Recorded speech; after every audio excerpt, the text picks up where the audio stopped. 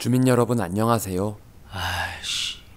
주민센터 센터장입니다. 지난 시간 의문의 죽음을 당한 왕제, 그의 죽음을 밝히기 위해 태수와 석환이 나섰습니다. 지리는 유승환식 충청 느와르 액션 짝패, 감독의 의도와 비하인드 스토리 2탄입니다. 오른쪽 링크를 클릭해 1탄을 먼저 보고 오시는 걸 추천합니다. 그럼 주민 시작하겠습니다.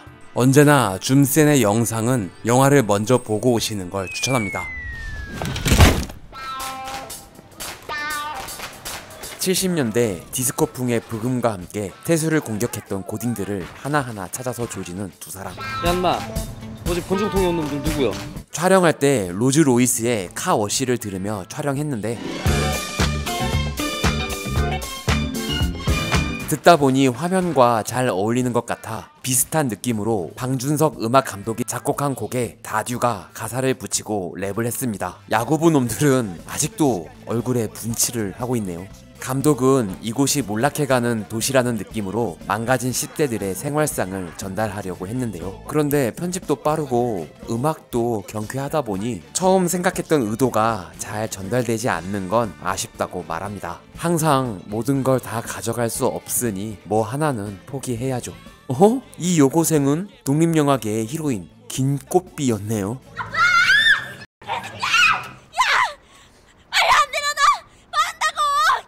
고등학생을 풀었던 사람은 다름 아닌 석환의 형 동환.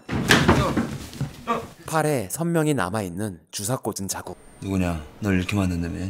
사건의 배우인 피로는 열일 중입니다. 담보 잡힌 부동산 전부 다 넘기는 걸로 돼 있어요. 안 돼 있어요. 카지노 들어서면 매점 자리 하나 받기로 하고 불량 청소년들을 소개시켜줬던 동환. 피로놈이 오감에 나도 모르게 이 지경을 만들어 놓은 겨. 필로가 우리의 주적임이 확실해지는 순간 옥상 구석에 책걸상을 깔아놓아 이곳이 학원 옥상이라는 걸 간접적으로 표현했습니다. 이 장면 이후 태수에게 한 번만 눈 감아달라는 동환과 사람이 망가진다며 약 끊으라는 태수, 그리고 안타까워하는 석환 장면이 삭제됐습니다. 동환과 석환의 정서를 보여주고 싶어서 촬영했는데 뒤에 아파트 복도에서의 대화가 있으니 이 부분은 생략했다고 하네요.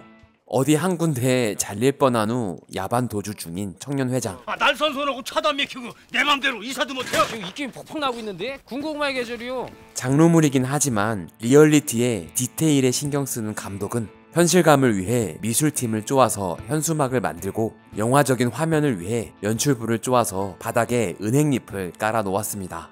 어쩔 수 없다는 듯 설명충 빙의해 온성의 몰락 과정을 설명해주는 청년회장. 왕제가 피로한테 조직 넘기고서 동네 개판 됐어. 피로뿐 아니라 온성 주민 모두의 탐욕 때문이라는 느낌을 뭔가 다르게 표현하려고 음악에 변주를 줬습니다.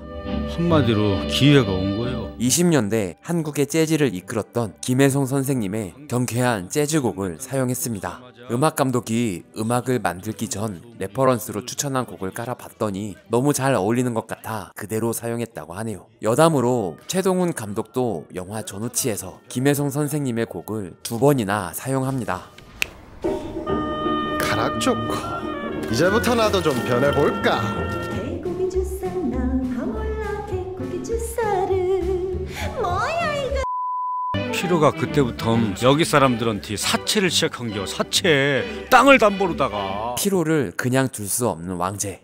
네가 뭐 거머리야? 이놈저놈 안 가리고 피 빨아먹고 댕기게? 너 지금 말이 심한 거 아니냐? 나 왕제요. 오왕제.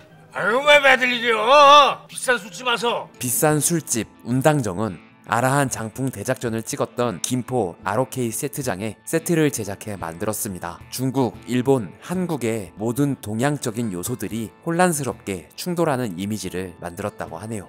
두꺼운 테이프 좀 있으면 가져와라. 낭만이 살아있는 친구 사이의 대결.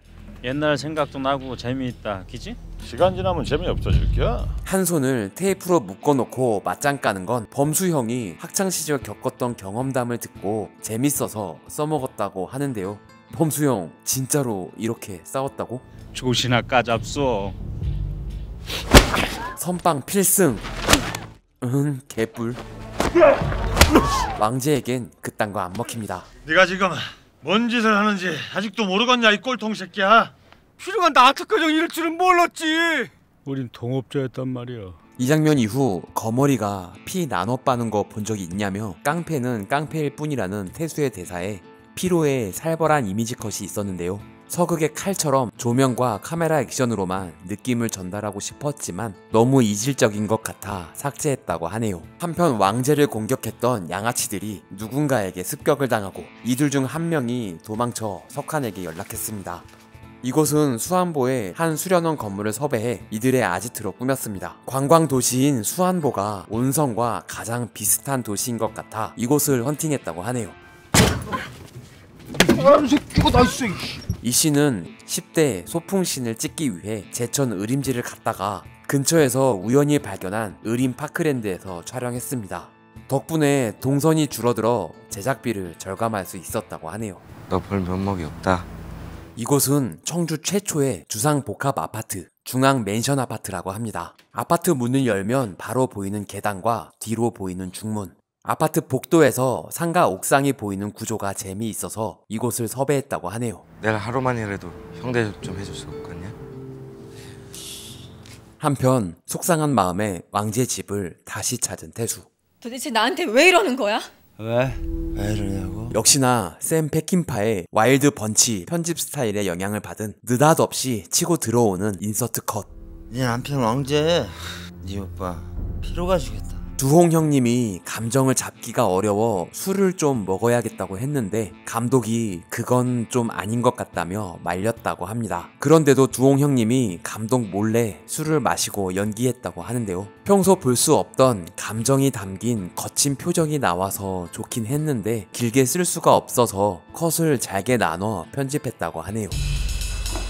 같은 시간 경찰서에서 증언하기로 한 양아치를 노리는 피로의 부하 4인방 중 서팀장. 아저씨, 나 좀 살려줘요. 야 조용 좀 해엄마! 이분은 영화 바람의 파이터 올드보이의 양기령 무술 감독입니다. 우리도 가격이 맞아야 진행비를 쏴주든지 말든지 할 거 아니야. 감독의 전작 아라한 장풍 대작전에서는 원빈과는 또 다른 느낌의 전당포 아저씨로 출연하셨죠.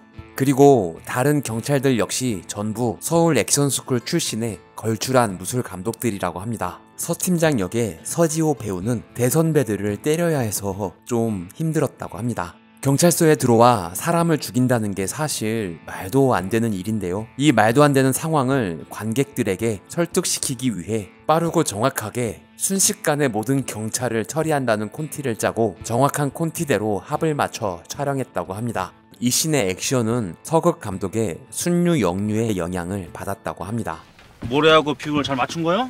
다음날 청년 회장을 경치 좋은 곳으로 초대한 피로. 이런 거 잘못해서 성수대기고 삼풍이고 자빠지는 거요. 알프레드 히치콕에 대한 헌사로 서정적이고 아름다운 곳에서 벌어지는 폭력씬을 만들었습니다. 형님 발가락 좀 꿈지럭거려봐요. 괜찮아요? 다 굳었는데 뭐하고 있는 거요? 부하 4인방 중 임 팀장을 자세히 보면 화장을 하고 있는데요. 영화 소호강호에서 화장한 환관이 엄청난 고수임을 보고 착안해 감독 본인만의 디테일로 화장을 시켰다고 하네요. 안쓰러워 미치겠네. 왕자 만나면은 안부나 전해줘요. 피로가 정서 불안인 것이 표현되면 좋겠다는 감독의 의도를 토대로 이범수 배우와 오랜 회의를 통해 만든 대사라고 합니다. 아따 우리 언니 옛날 가요 나오시네. 동환 형이 한복에서 기가 막힌 걸 뽑아가지고서 완전 세물 났고 한번. 이것이 석환식 츤데레. 이제서야 가족의 관계가 회복되어 가는 것 같았는데 같은 시간 태수는 피로와 마주합니다. 까불지 말고 그만요. 그거 아니야? 니들은 어렸을 때부터 이상하게 나한테만 명령조로 말한 거? 명령조가 아니라 명령이요. 시간 있으면 사우나나 같이 하자. 결국 태수 역시 피로의 사우나에 잡혀오고 말하는데요. 별거 아니라는 듯 바닥을 닦고 있는 살수 이미지가 인상적입니다. 어디서 본 것 같은 느낌이죠. 김지훈 감독의 달콤한 인생에서 이병헌이 매달려 있는데 피를 청소하는 아줌마가 생각나는데요. 감독은 생각도 못하고 있다가 나중에 달콤한 인생이랑 비슷하다는 스텝의 말을 듣고 바로 김지훈 감독에게 전화해 그 아줌마와 살수가 부부였다는 설정을 추가했다고 합니다.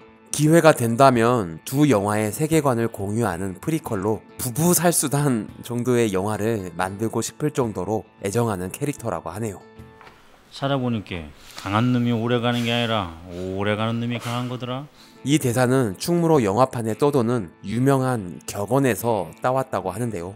영화인들이 잘 안 될 때 술 마실 때마다 하는 말이라고 하네요.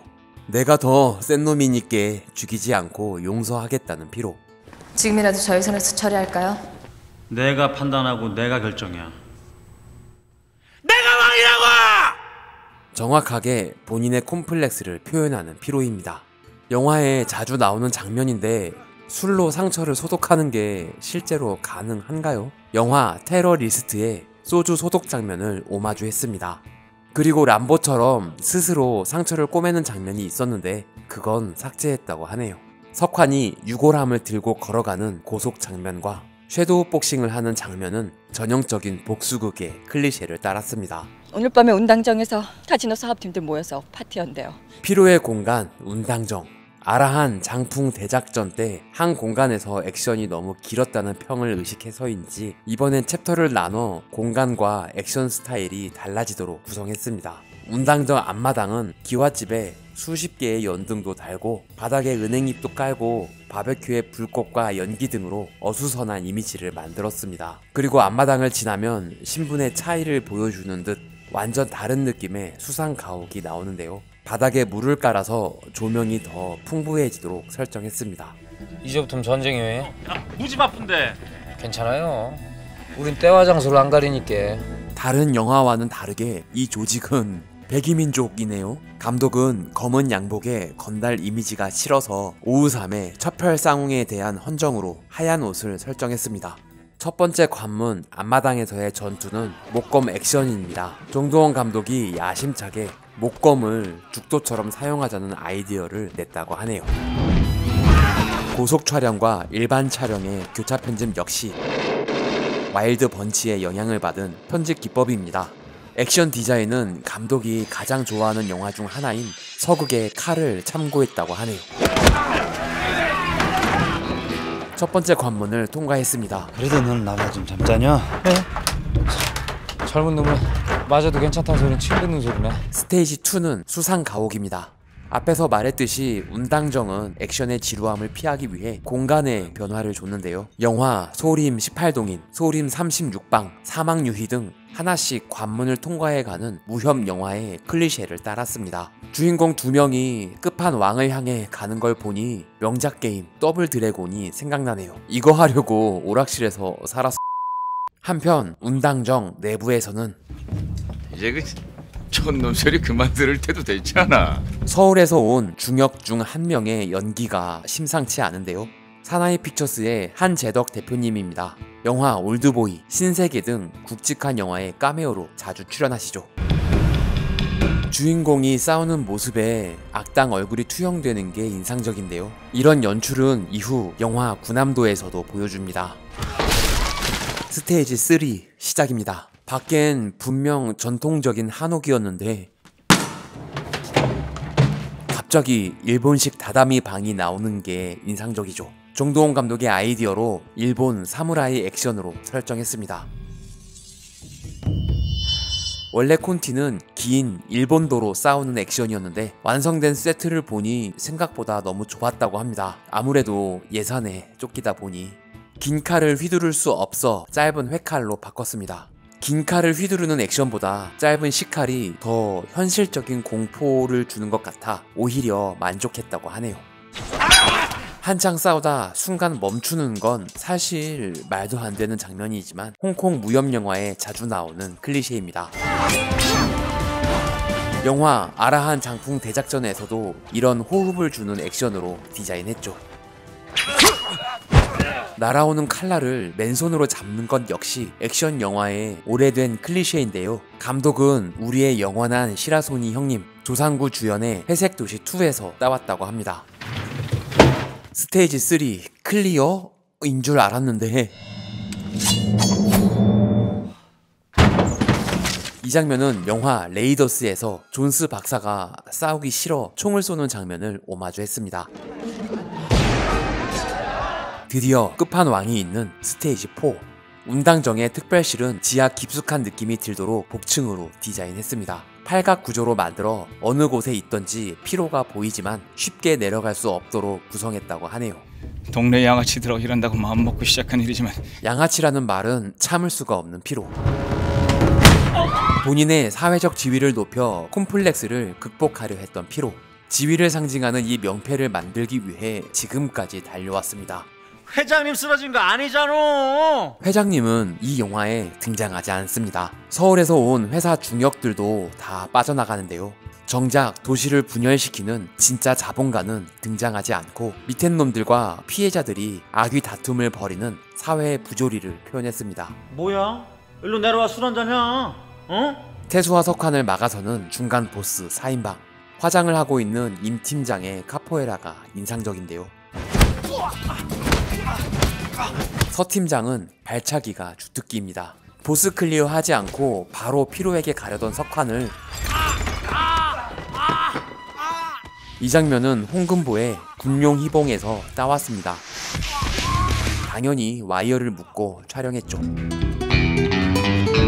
이 씬의 처절한 액션은 두 감독이 서로 의견 차이가 있었다고 합니다. 류승환 감독은 매끈하게 잘 짜여진 합으로 정통 무술 액션을 생각했는데 정도원 감독은 한국의 정서가 담긴 것 같은 질퍽하고 투박한 개싸움 같은 액션을 생각했다고 하는데요. 결국 정도원 감독의 의견을 수렴해 처절한 장면을 만들었다고 합니다. 아니 뭐 그렇게 국제사자 해결도 안 되는 일을 해결하려고 그래? 무언가 계속 먹으면서 이야기를 하는 건 탐욕스러움을 보여주기 위한 범수 형님의 아이디어라고 하네요. 근데 한 20년 있다 근데 뭐하고 있으려나? 아유 걱정하지 말어. 어차피 잘 안 풀릴 텐데 뭐. 이 대사는 독립영화계의 큰형님 조영각 프로듀서가 독립영화인들이 모이면 항상 하던 농담을 그대로 따왔다고 하네요. 아이씨. 세상에 모든 감정이 다 담긴 것 같은 욕 한마디. 본인의 데뷔작 죽거나 혹은 나쁘거나를 셀프 오마주 했습니다. 씨발. 운성을 떠나려는 미란이 역에서 기차를 기다리는 장면과 창밖에 관광특구 축하 퍼레이드를 바라보는 장면이 삭제됐습니다. 원래 엔딩은 석환이 태수를 데리고 병원으로 향하던 중 퍼레이드 때문에 차가 막혀 이송 중 사망한다는 설정이었다고 합니다. 미란이 창밖의 퍼레이드를 보면서 태수를 발견하지는 못하지만 마치 서로 바라보는 듯한 느낌을 만들려 했었다고 하네요. 자, 액션 장인 류승환 감독의 한을 풀어준 영화 짝패였습니다. 주민 여러분들은 어떻게 보셨나요? 의견을 댓글로 남겨주시면 다음 영상 주민에 큰 도움이 됩니다. 구독과 좋아요는 사랑입니다. 종 모양 클릭으로 알림 설정까지 하시면 주민센터와 좀 더 가까워집니다. 부디 조.9R 부탁드립니다. 시청해주셔서 감사합니다. 지금까지 센터장이었습니다. 다음 영상도 기대해주세요.